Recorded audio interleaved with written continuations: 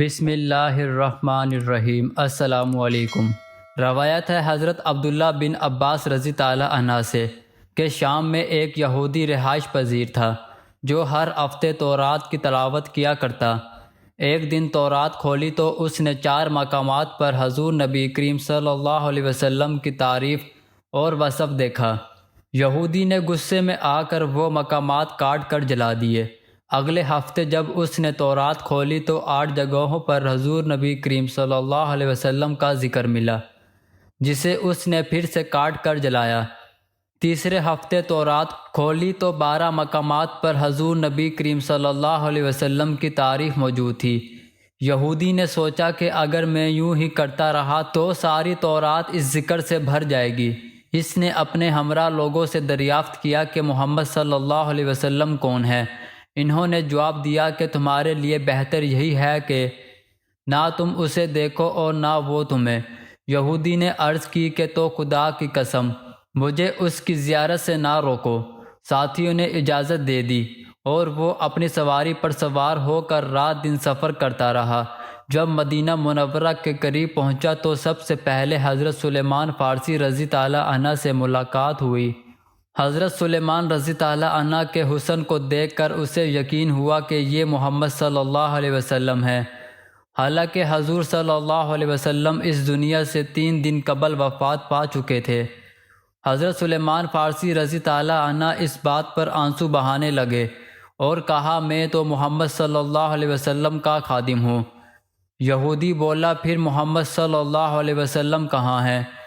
حضرت سلیمان فارسی رضی تعالیٰ عنہ نے سوچا کہ اگر وصال کی خبر دوں تو یہ واپس ہو جائے گا اور اگر کہوں موجود ہیں تو جھوٹ ہوگا۔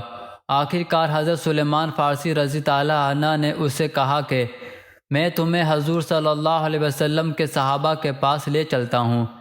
جب وہ مسجد پہنچا تو صحابہ کرام رضی تعالیٰ عنہم سب غمزدہ نظر آ رہے تھے۔ یہودی نے سمجھا کہ یقیناً محمد صلی اللہ علیہ وسلم یہاں موجود ہیں اور کلمہ شہادت پڑھ لیا۔ صحابہ کرام نے یہ سنا تو مسجد میں ایک ہلچل مچ گئی، سب آنسو بہانے لگے۔ حضرت علی رضی تعالیٰ عنہ بھی وہاں موجود تھے اور آپ نے اس یہودی سے مخاطب ہو کر فرمایا اے محمد صلی اللہ علیہ وسلم کے بارے میں سوال کرنے والے، تجھے حضور نبی کریم صلی اللہ علیہ وسلم سے کیا معاملہ ہے؟ روایت ہے کہ وہ یہودی بولا میں یہودی علماء میں سے ہوں اور طویل عرصے سے تورات کا مطالعہ کر رہا ہوں۔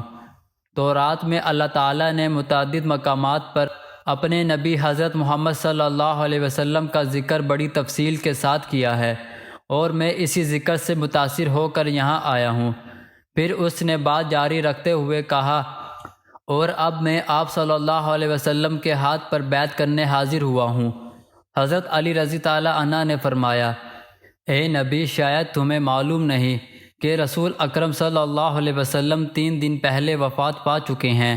یہ سن کر وہ یہودی چیخ اٹھا ہائے میرا غم، ہائے میرے سفر کی ناکامی، کاش میری ماں مجھے نہ جنتی، کاش مجھے جنم نہ دیا ہوتا، کاش میں تورات نہ پڑھتا اور اگر پڑھتا بھی تو کاش حضور صلی اللہ علیہ وسلم کی تعریف و توصیف پر نظر نہ ڈالتا، اور اگر یہ سب بھی نہ ہوتا تو شاید مجھے حضور صلی اللہ علیہ وسلم کی زیارت نصیب ہو جاتی۔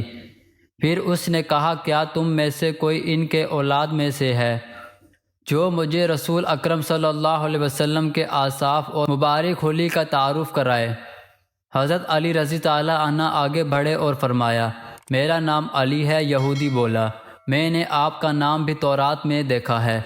حضرت علی رضی تعالیٰ عنہ نے حضور صلی اللہ علیہ وسلم کا حلیہ مبارک بیان کرنا شروع کیا۔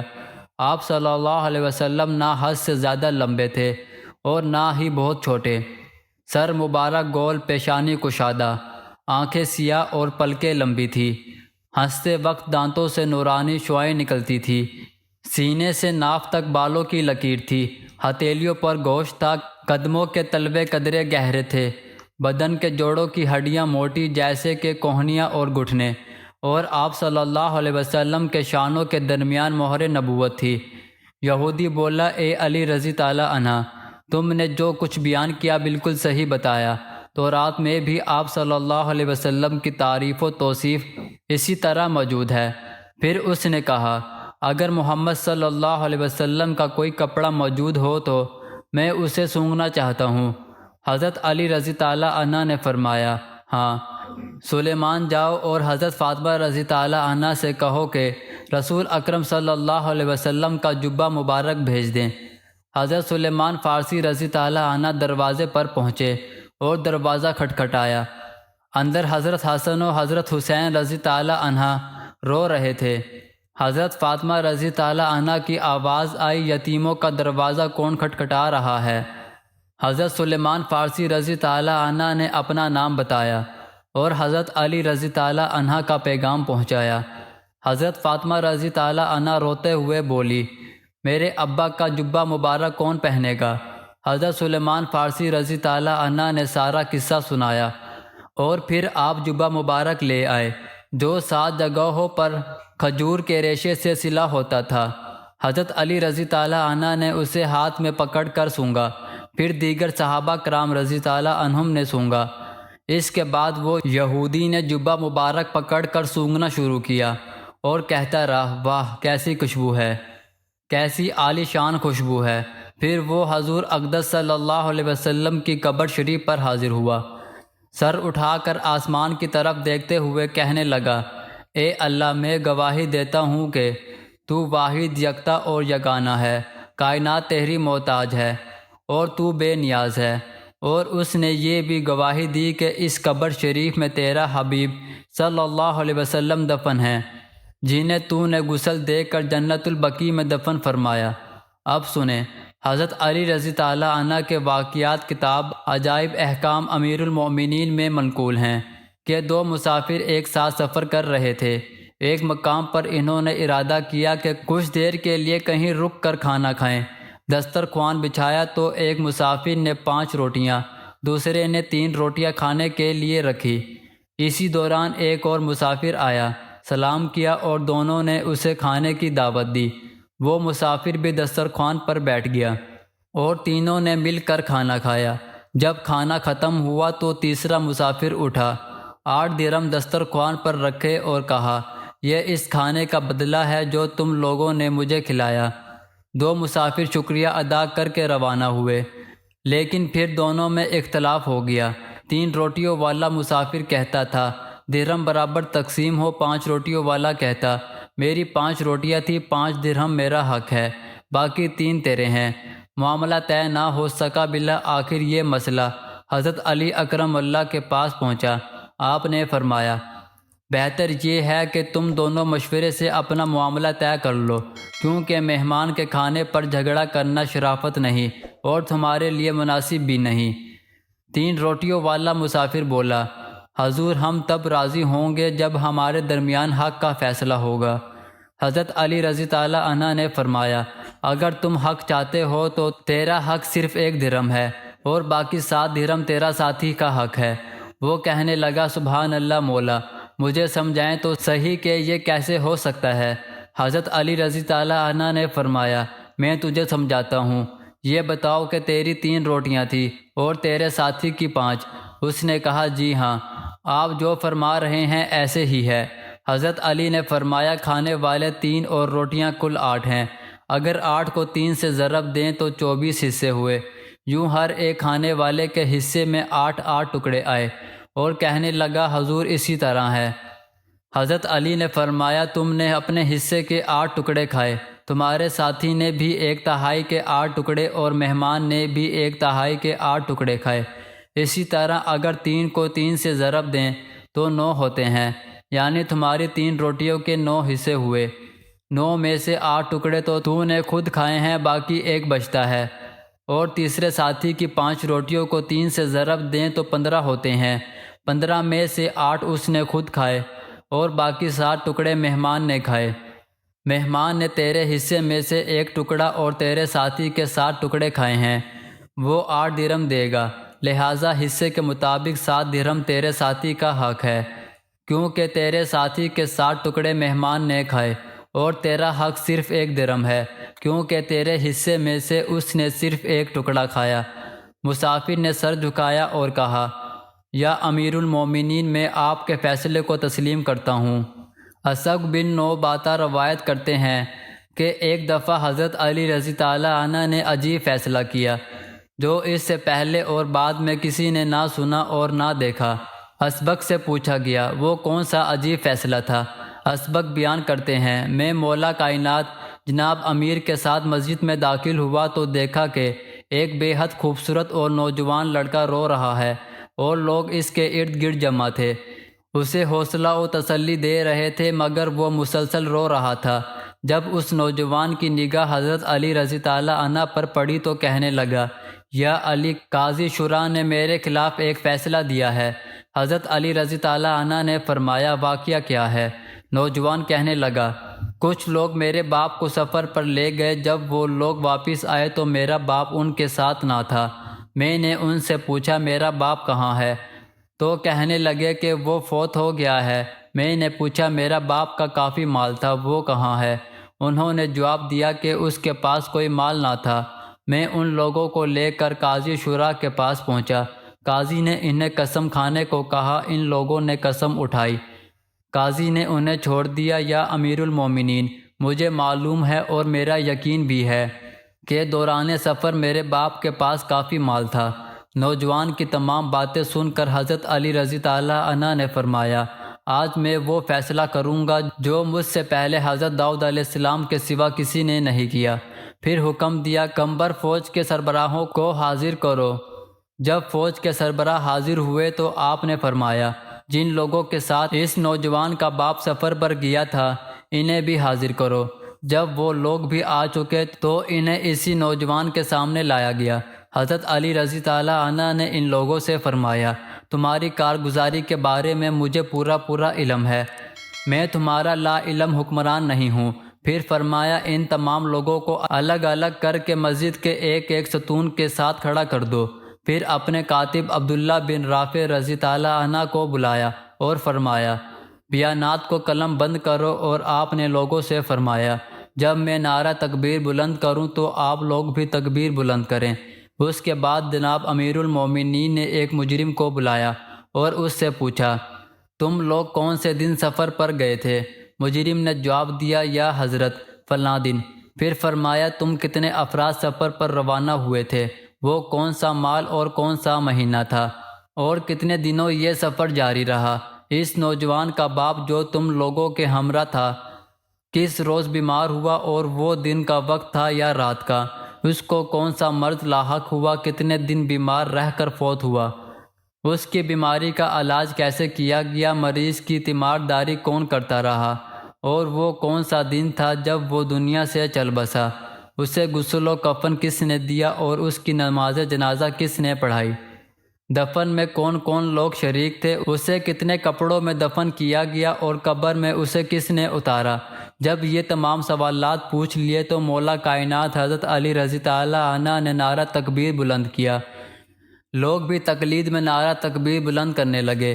جب یہ تکبیر کی آواز باقی ملزموں نے سنی تو وہ پریشان ہو گئے، کیونکہ انہیں یقین ہونے لگا کہ ان کے ساتھی نے ضرور اعتراف جرم کر لیا ہے۔ حضرت علی رضی تعالیٰ عنہ نے فرمایا، اس شخص کو زندان میں لے جاؤ۔ اس کے بعد دوسرے ملزم کو بلایا اور فرمایا، شاید تم خیال کرتے ہو کہ مجھے تمہاری کارروائی کا علم نہیں، مجھے سب علم ہے کہ جو کچھ تم لوگوں نے اس نوجوان کے باپ کے ساتھ کیا ہے۔ ملزم کہنے لگا، حضور میں بھی انہی کا ساتھی ہوں، لیکن آپ یقین کیجئے میں اس کے قتل ہونے پر راضی نہ تھا، بلکہ میں نے اس عمل پر ان کی مخالفت بھی کی تھی۔ جب اس نوجوان نے اقرار جرم کر لیا تو حضرت علی رضی تعالیٰ عنہ نے باقی تمام کو بھی ایک ایک کر کے بلایا اور ہر ایک نے اعتراف جرم کر لیا۔ اب جناب امیر المومنین سے قاضی شورا نے پوچھا، یا علی، حضرت داؤد علیہ السلام کا فیصلہ کیسا تھا؟ حضرت علی رضی تعالیٰ عنہ نے فرمایا، ایک مرتبہ حضرت داؤد علیہ السلام گلی میں گزر رہے تھے کہ چند بچے کھیل رہے تھے۔ بچے ایک لڑکے کو اس کے نام ماتد دین سے پکارتے تو وہ انہیں لبیا کہتا۔ حضرت داؤد علیہ السلام اس بچے کے پاس گئے اور پوچھا، بیٹا آپ کا نام کیا ہے؟ بچے نے کہا، حضور میرا نام ماتد دین ہے، یعنی دین مر گیا۔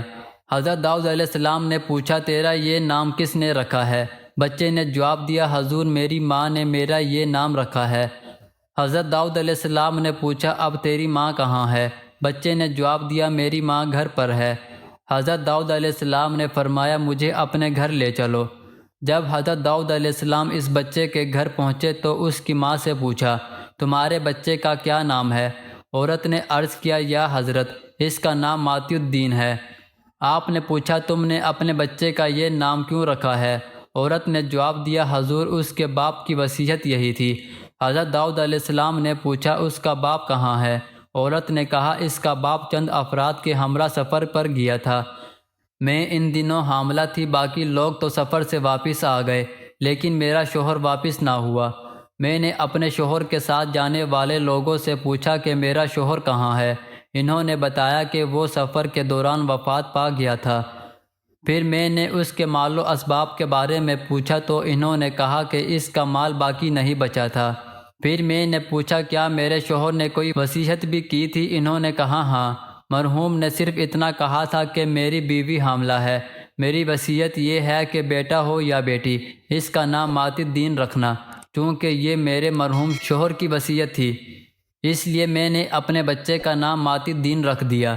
حضرت داؤد علیہ السلام نے فرمایا کیا تو ان لوگوں کو پہچانتی ہے جن کے ساتھ تیرا شوہر سفر پر گیا تھا؟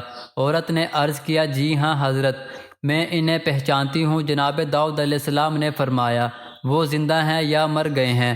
اس نے کہا زندہ ہیں۔ حضرت داؤد علیہ السلام نے فرمایا کیا مجھے ان سے ملوا سکتی ہو؟ اس نے کہا جی بالکل۔ حضرت داؤد علیہ السلام جب ان لوگوں سے ملے تو آپ نے بھی اسی طرح سوالات کیے اور اسی طرح فیصلہ فرمایا جیسے آج میں نے اس نوجوان کے باپ کے بارے میں فیصلہ سنایا ہے، اور خون بہا انہی کے ذمہ مقرر فرمایا۔ پھر جناب داؤد علیہ السلام نے اس عورت سے فرمایا اے کنیز خدا، اب اپنے بیٹے کا نام بدل دو اور اس کا نام شاہد الدین رکھ دو، یعنی دین زندہ ہو گیا۔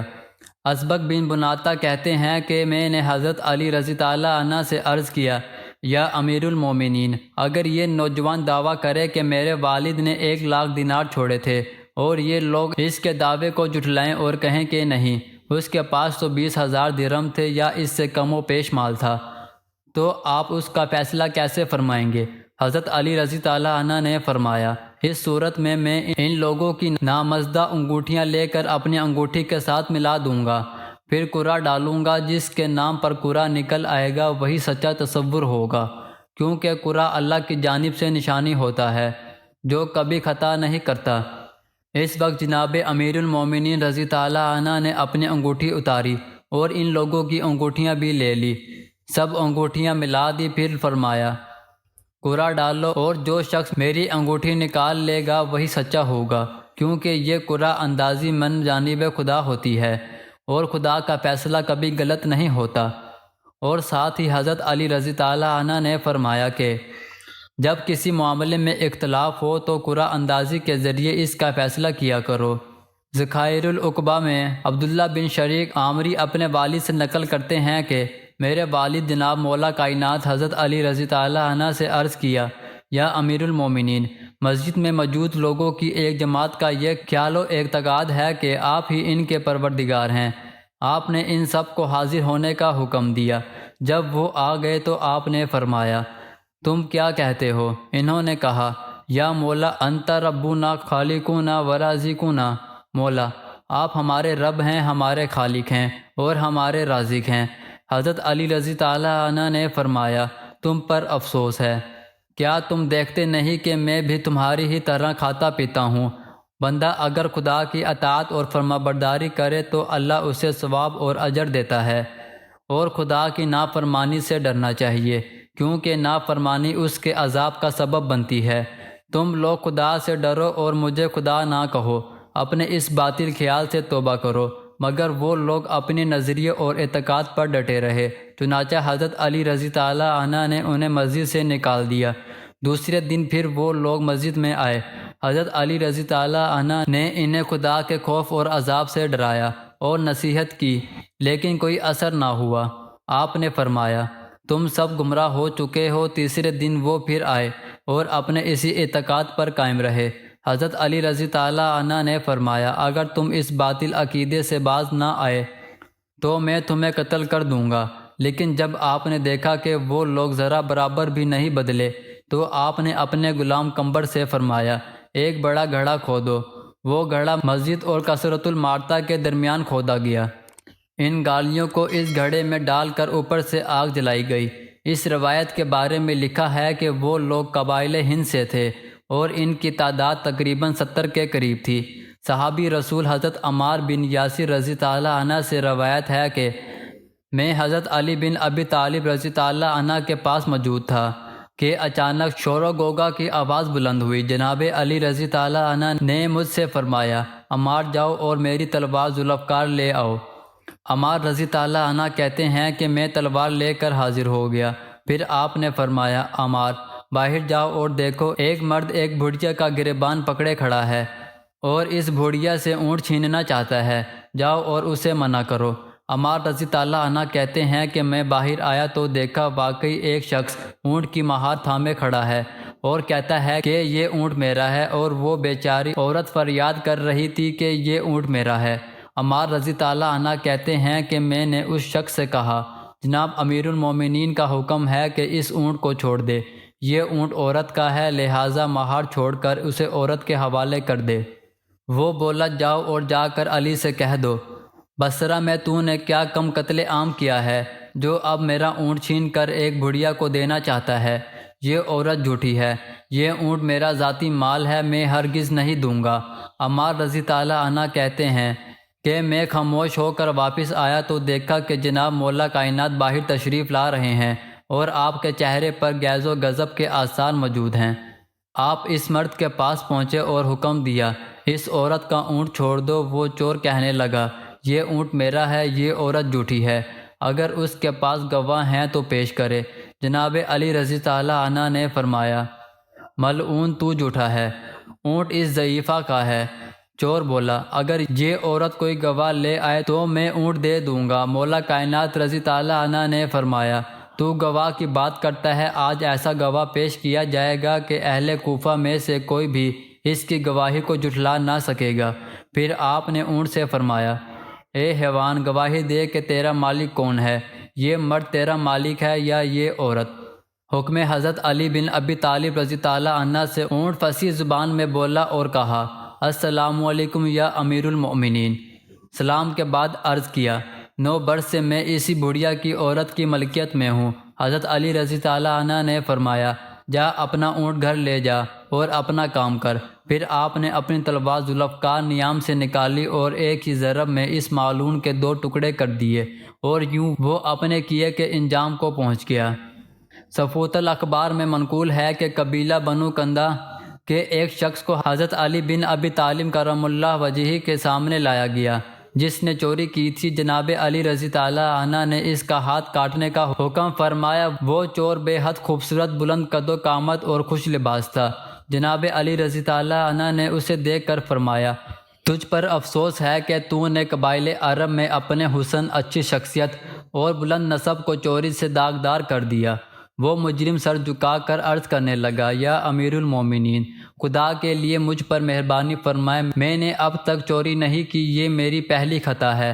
حضرت علی رضی تعالیٰ عنہ نے فرمایا، ایسا نہیں ہو سکتا کہ پہلی مرتبہ گناہ کرنے سے اللہ تعالیٰ تجھے رسوا کرے۔ تو نے کئی مرتبہ پہلے بھی چوری کی ہوگی اور اب تیرا ہاتھ کاٹا ہی جائے گا۔ وہ چور پھر فریاد کرنے لگا، یا امیر المومنین، خدا کے لیے مجھ پر شفقت فرمائے، میں 13 افراد کا واحد کفیل ہوں، میں نے ان کے لیے محنت کرنے کے قابل نہیں رہوں گا۔ جناب علی رضی تعالیٰ عنہ نے چند لمحے سر جھکایا، پھر فرمایا، اس کا ہاتھ کاٹ دو۔ چور نے جناب علی رضی تعالیٰ عنہ کا دامن پکڑ کر زاروں قطار رونا شروع کر دیا اور منت سماجت کرنے لگا کہ یا مولا، مجھ سے درگزر فرمائے۔ جناب علی رضی تعالیٰ عنہ نے تھوڑی دیر توقف کے بعد فرمایا، تیرا ہاتھ کاٹنے کے بغیر اور کوئی چارہ نہیں ہے۔ جب جلاد نے اس کا ہاتھ کاٹ دیا تو وہ کہنے لگا، اس سے پہلے بھی میں 99 مرتبہ چوری کر چکا ہوں، لیکن خدا نے میرے گناہ پر پردہ ڈال رکھا اور یہ آخری 100ویں دفعہ کی چوری تھی۔ جواب ظاہر ہو گئی۔ چور کا یہ بیان جب جناب امیر المومنین نے سنا تو فرمایا، اب تو تمہیں یقین آ گیا ہوگا کہ میں نے کہا تھا کہ پہلی خطا پر اللہ تعالیٰ اتنی جلدی سزا نہیں دیتا۔ جب لوگ یہ سن کر متاثر ہوئے تو جناب علی رضی تعالیٰ عنہ کے ہاتھ پاؤں چومنے لگے اور محبت میں عرض کرنے لگے، یا علی، خدا آپ کا سایہ قائم رکھے، آپ کی بقا میں ہماری خوشی اور سلامتی ہے۔ حارث بن حسیرہ رضی تعالیٰ عنہ سے روایت ہے کہ میں ایک حبشی کے پاس سے گزرا جو پانی کھینچ رہا تھا۔ میں نے دیکھا کہ اس کا ایک ہاتھ کٹا ہوا ہے۔ میں نے پوچھا تیرا ہاتھ کس نے کاٹا؟ وہ بولا مولا کائنات حضرت علی بن ابی طالب رضی تعالیٰ عنہ نے۔ میں نے پوچھا کیوں؟ اس نے کہا ہم 8 آدمی تھے اور ہمارا کام صرف چوری کرنا تھا۔ ایک دفعہ ہم پکڑے گئے اور حضرت علی رضی تعالیٰ عنہ کے سامنے پیش کیے گئے۔ ہم نے چوری کا اعتراف کیا۔ آپ نے پوچھا کیا تم جانتے تھے کہ چوری حرام ہے؟ ہم نے کہا جی ہاں۔ پھر حکم ہوا کہ سزا دی جائے۔ بعد ازاں حضرت علی رضی تعالیٰ عنہ نے ہمیں مہمان خانے میں لے جا کر روغن اور شہد سے علاج کروایا۔ ہمارے زخم درست ہونے تک ہمارے ساتھ رہے۔ رخصت کرتے وقت ہمیں لباس دیا اور فرمایا اگر تم سچے دل سے توبہ کرو گے تو اللہ تعالیٰ تمہیں جنت عطا فرمائے گا، اور اگر گناہ پر قائم رہے تو اسی کٹے ہوئے ہاتھ کے ساتھ جہنم میں جاؤ گے۔ ایک دفعہ 2 لوگ ایک شخص کو پکڑ کر حضرت علی رضی تعالیٰ عنہ کے سامنے لائے اور کہا اس نے ہماری ذرہ چرائی ہے۔ وہ شخص بولا یا امیر المومنین میں قسم کھا کر کہتا ہوں کہ میں نے چوری نہیں کی۔ حضرت علی رضی تعالیٰ عنہ نے ان دونوں سے فرمایا اللہ سے ڈرو، تم ایک بے گناہ مسلمان کا ہاتھ کیوں کٹوانا چاہتے ہو؟ پھر فرمایا اگر تم سچے ہو تو اسے لے جاؤ اور سزا نافذ کرو۔ وہ دونوں اسے سزا کے مقام تک لے گئے مگر وہاں پہنچ کر چھوڑ دیا اور خوفزدہ ہو گئے۔ بعد میں وہ شخص واپس آ کر بولا یا امیر المومنین وہ دونوں جھوٹے تھے۔ حضرت علی رضی تعالیٰ عنہ نے فرمایا اگر اب وہ دونوں پکڑے جائیں تو انہیں جھوٹی گواہی کی سزا دوں گا۔ امید کرتا ہوں کہ آپ کو آج کی ویڈیو اچھی لگی ہوگی۔